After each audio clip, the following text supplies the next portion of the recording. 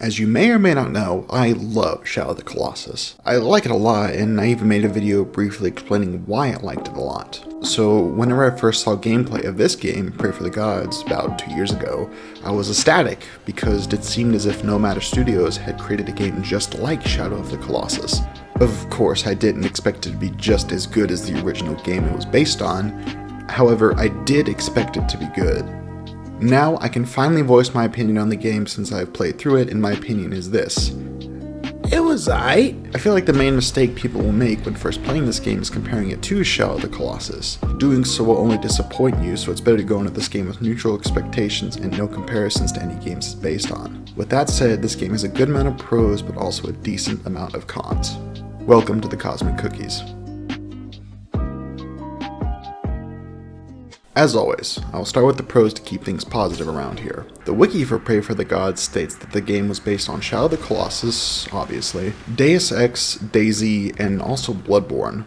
Now, I've not played enough Deus Ex to see what's been taken from Deus Ex to put in Praey for the Gods, but I can sort of see where DayZ and the Bloodborne inspiration comes into play. Although, I would argue that Praey for the Gods is inspired by one other game besides Shadow of the Colossus.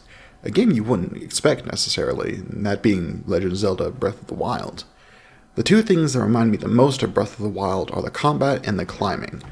Like Breath of the Wild, you can climb onto almost any surface, and you have a cloth which you can use to glide through the air. Additionally, the combat feels very similar to Breath of the Wild, but we'll talk about that in a moment. Additionally, the graphics are very reminiscent of Breath of the Wild. Praey for the Gods has a very pretty art style, which is a nice cross between realistic and cartoonish. This game is set in a frozen, faraway land, so this style of art really adds to the fantasy element of the game. Another fantastic addition to this style of game, in my opinion, is the Grapple Hook.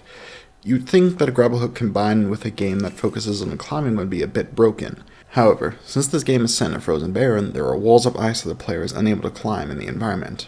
Additionally, the gods have patches of fur similar to Shadow of the Colossus, which is the only spot on the gods the player can climb. You can use grapple hooks to get back onto the gods if you fall off, but you can only grapple onto small targets on the gods which are bright red and highlighted. Another helpful mechanic is the ability to slow time if you aim while falling. This makes finding and connecting to the grapple targets much easier. Without these two mechanics, this game would be very, very frustrating, but I'll get to that in a bit. The main focus of Praey for the Gods is the gods. It's kinda strange because the in-game lore doesn't really refer to them as gods, but rather just creatures. However, everything I've read outside the game, including from the official website, states that the giant creatures you fight are called gods. So, that's what I'm going to call them. Each god is uniquely designed, and the fights are mostly enjoyable.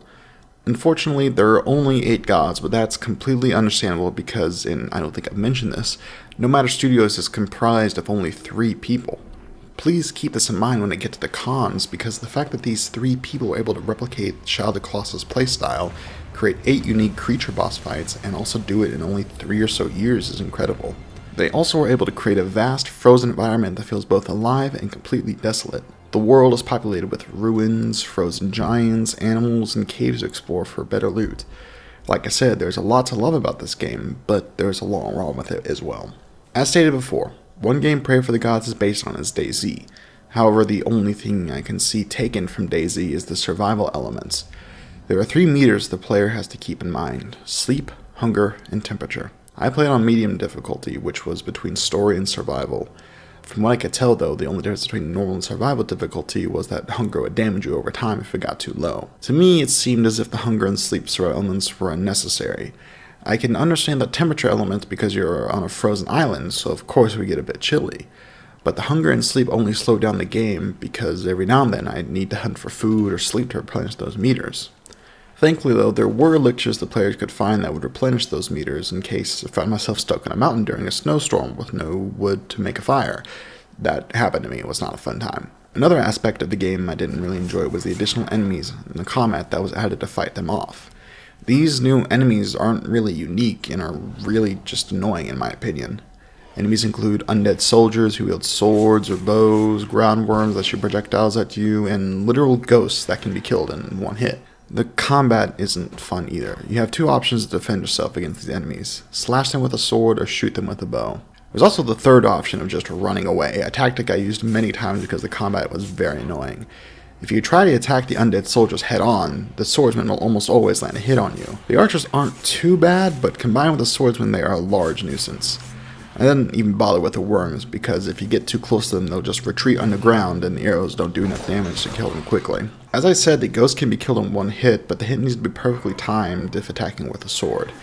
There is a special grapple hook that can also be used to kill the ghosts, but in order to do that you need to kill one of 3 champions, which is basically just big undead wizards. Although if I'm being honest, this additional loot you get from completing special tasks such as slaying a champion or solving a cave puzzle isn't worth it.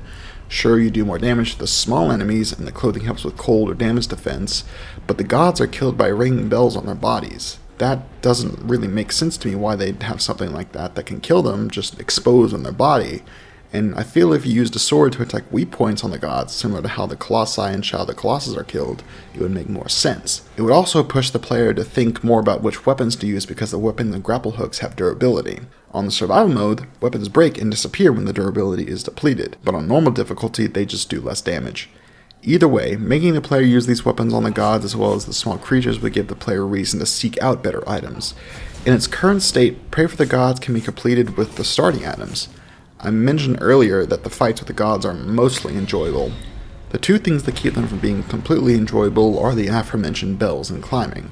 Climbing in Pray for the Gods is very clunky and frustrating at some points, but that was also an issue with Shadow of the Colossus. However, one thing that stumped me many times was the location of the bells used to kill the gods.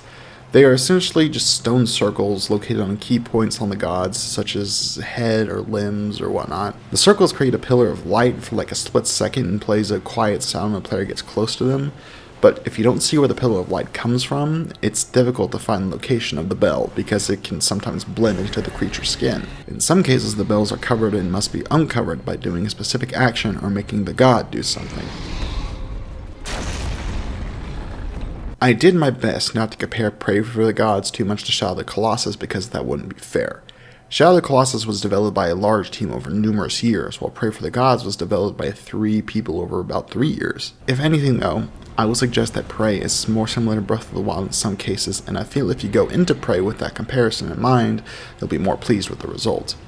I changed my mindset to this an hour or 2 into playing Pray for the Gods, and it made the game more fun because I was playing as if I was playing Breath of the Wild.